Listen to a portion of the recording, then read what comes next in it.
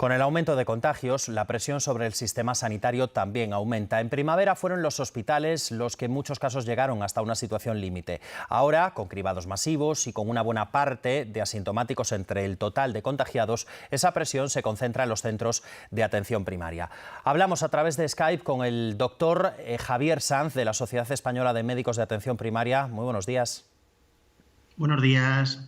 La curva de contagios ahora mismo no avanza al mismo ritmo que la de fallecidos, no hay un paralelismo, una simetría entre una curva y la otra, como sí sucedía en primavera. Según su criterio, ¿debemos hablar de una situación menos grave?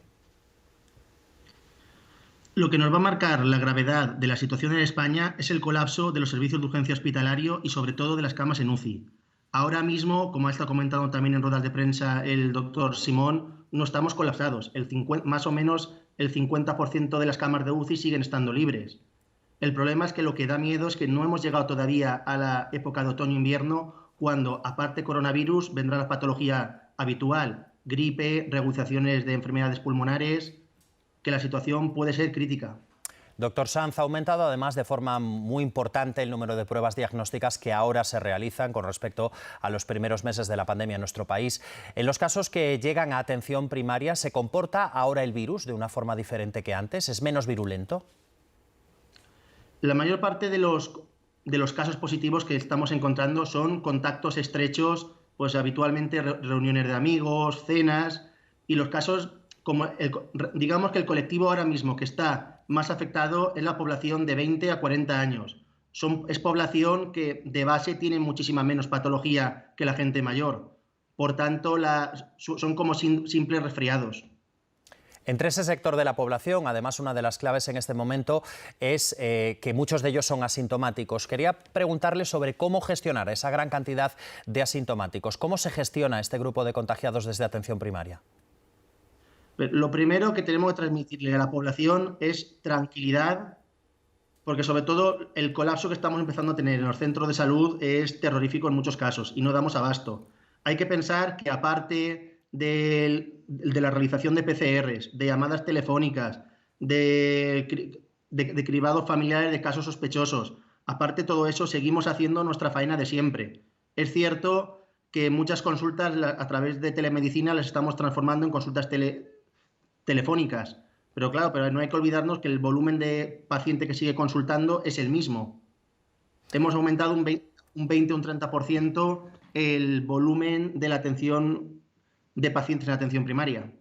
Y ante esa situación, doctor, ¿hay falta de compromiso o de responsabilidad entre los ciudadanos a la hora de cumplir ciertas normas, las mascarillas, las reuniones, los aislamientos? ¿Cuál es su opinión?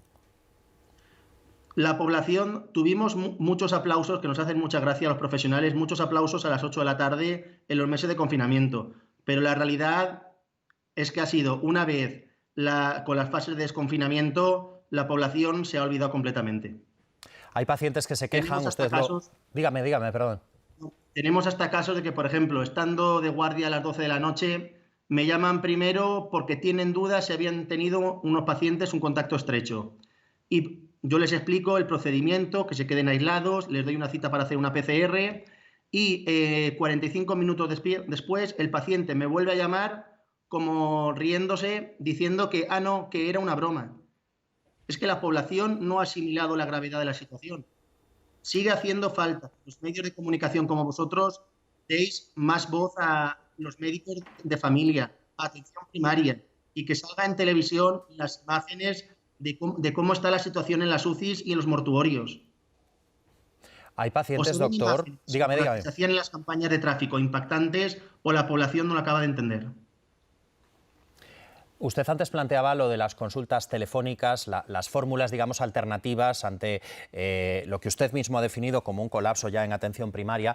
Hay pacientes que se quejan de dificultades, por ejemplo, para ponerse en contacto con esos centros de salud, también del tiempo que tardan en conocer el resultado de una prueba PCR.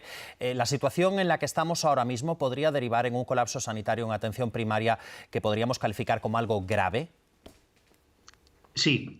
Estamos al borde del colapso y el problema ya no es el tiempo que tardamos en dar resultados a las PCRs, porque incluso dentro de una misma comunidad autónoma hay lugares que se está dando el resultado de una PCR en menos de 24 horas y, por ejemplo, en el departamento vecino tardan 2 o 3 días, pero el motivo, aparte del colapso de profesionales para poder ejecutarlo todo, es que en muchos sitios ya no hay reactivos para hacer los PCRs y se están enviando a laboratorios externos. Esas diferencias, doctor, esas diferencias a la hora de aplicar protocolos, ¿en qué pueden derivar? ¿No? Como hemos ya hablado en un colapso del sistema. Lo que también quería deciros es que, a ver, el problema real en atención primaria radica en que en las últimas 2 décadas atención primaria ha sido tratada como la hermana pobre del sistema. No se ha invertido en atención primaria y hoy día estamos viendo los problemas.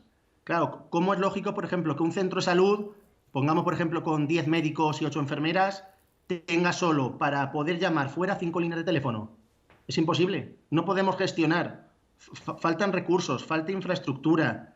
Los centros de salud, aparte, hay que pensar que en la época que se construyeron, la mayor parte de ellos ya tienen más de 20, 30 años. No podemos diferenciar hoy día en muchísimos centros de salud un circuito limpio y un circuito de patología respiratoria. A eso aparte le añades la falta de profesionales que tenemos y es que estamos colapsados. Quería plantearle también otro tema que se ha abierto en los últimos días. Hay varios debates sobre cómo descongestionar la atención primaria con el tema de los diagnósticos. Los farmacéuticos de Madrid hace, creo recordar, un par de semanas proponían, por ejemplo, hacer en las farmacias pruebas PCR. Además, están las pruebas rápidas, de las que hemos hablado mucho en los medios de comunicación en los últimos días. ¿Qué opina usted de esas pruebas de diagnóstico casi inmediato? ¿Deberían siempre estar supervisadas por un facultativo, por un médico? Realmente yo considero también el colectivo farmacéutico colectivo también sanitario. O sea, realmente podríamos apoyarnos más en ellos. El problema que vuelve a plantearse es como el que tenemos en el centro de salud. ¿Aseguras un circuito seguro para el paciente que va a la farmacia para recoger medicamentos frente al que va a hacerse una prueba? Tampoco tienen infraestructura. Uno de los problemas que a lo mejor está teniendo España, que no lo han querido ver los políticos, es que podríamos a lo mejor coger el ejemplo de los países nórdicos. Aquí estamos pretendiendo que en todos los centros de salud y en todos los consultorios auxiliares se ejecuten pruebas PCRs. Ostras, a lo mejor el problema es, y de tantos contagios de profesionales, aparte de lo que ya se ha hablado de carencia de materiales, carencia de infraestructuras, a lo mejor lo que deberíamos es unificar recursos en puntos concretos para realizar las pruebas PCR y seguimiento de esos pacientes. Doctor Javier Sanz, Sociedad Española de Médicos de Atención Primaria, gracias por haber atendido al canal 24 Horas esta mañana.